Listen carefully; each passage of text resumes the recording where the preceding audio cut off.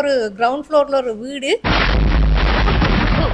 நிம்மதியா இருக்கணும், நேர்மையா வாழணும். நேர்மையா வாழணும். என் பிள்ளைகளுக்கு நல்ல எதிர்காலம் கிடைக்கணும். நல்ல எதிர்காலம் கிடைக்கும். ஒன்றும் யோசிக்காங்க, சரியா?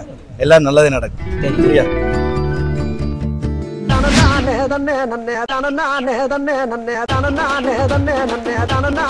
மீண்டும் ஒரு முறை நாங்க வெள்ளவத்துக்கு வந்திருக்கிறோம். இங்க நிறைய பேரை சந்திக்க போறோம். சந்திச்சு என்ன கேட்க போறோம்னா, ஒரு கற்பனை கேள்விதான். கடவுள் வந்து நேரில் வராரு, அவரை நம்ம சந்திக்கும் பொழுது அவர்கிட்ட ஒரே ஒரு வரம் மட்டும் கேட்கலாம் அப்படின்னு சொன்னா நீங்க என்ன வரம் கேட்பீங்க? வாங்க கேட்டு பார்ப்போம். வணக்கம். வணக்கம். உங்களோட பேர் என்ன? கார்த்திகா. கார்த்திகா, சொல்லுங்க. கடவுள் வந்து நேரில் வராரு, ஓகே, அவர்கிட்ட ஒரு வரம் கேட்கலாம். ஒரே ஒரு வரம் மட்டும் தான் கேட்கலாம். ஒரே ஒரு வரம் மட்டும் தான் கேட்கலாம். அப்படின்னா என்ன வரம் கேட்பீங்க? என்ன வரம் கேட்கலாம்?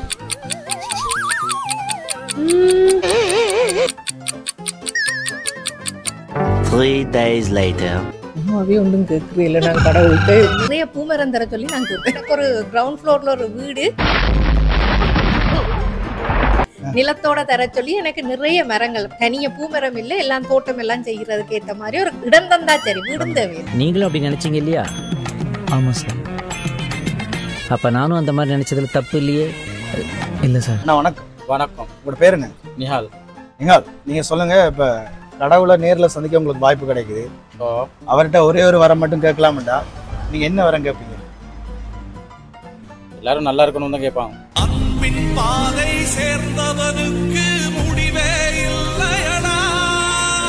கடவுளை வந்து நேரில் காண்றீங்க, சரியா? அவர்கிட்ட ஒரே ஒரு வரம் மட்டும் கேட்கலாம் அப்படின்னா நீங்க என்ன வரம் கேட்பீங்க? எல்லாரும் சமாதானமா இருக்கணும். எல்லாரும் சமாதானமா இருக்கும். எல்லாரும் சமாதானமா இருக்கணும்.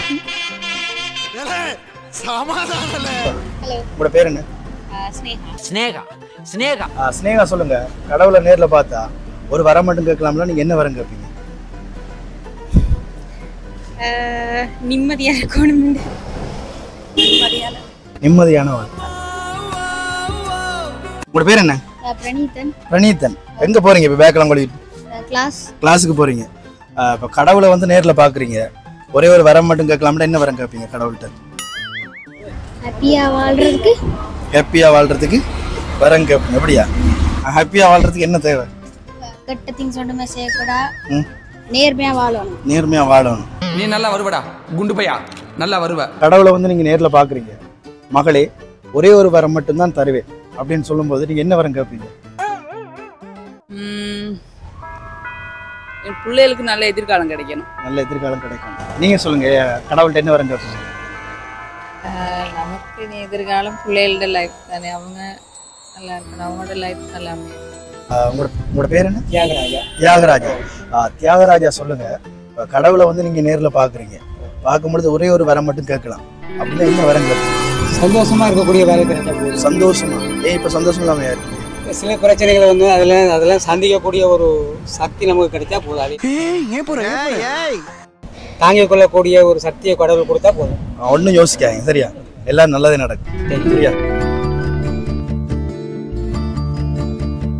உங்களோட பேர் என்ன? ஷாலினி. உங்களோட பேர் என்ன? குருவன். உங்களோட பேர்? ஷர்மதா. ஓகே. இப்ப கடவுளை வந்து நீங்க நேர்ல பாக்குறீங்க, பார்க்கும் பொழுது ஒரே ஒரு வரம் மட்டும் கேட்கலாம் அப்படின்னா என்ன வரம் கேட்பீங்க? எதிர்காலத்தை தெரிஞ்சு கொள்ற மாதிரி, இல்லாட்டி பழசு எல்லாத்தையும் மறக்கிற மாதிரி. பழசெல்லாம் மறக்கிற மாதிரி. அப்ப நீங்க சொல்லுங்க, கடவுள்கிட்ட வந்து என்ன வரம் கேட்பீங்க? இந்த உலகம் நல்லா இருக்கணும். நீங்க என்ன கேட்பீங்க கடவுள்கிட்ட? என்ன வேணும்னு கேட்பீங்க?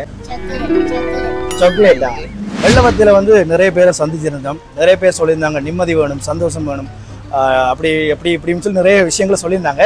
நீங்க இந்த வீடியோக்களை கமெண்ட் பண்ணுங்க. கடவுளை நேரில் சந்திச்சா, நேரில் பார்க்க கிடைச்சா என்ன வரம் கேட்பீங்க?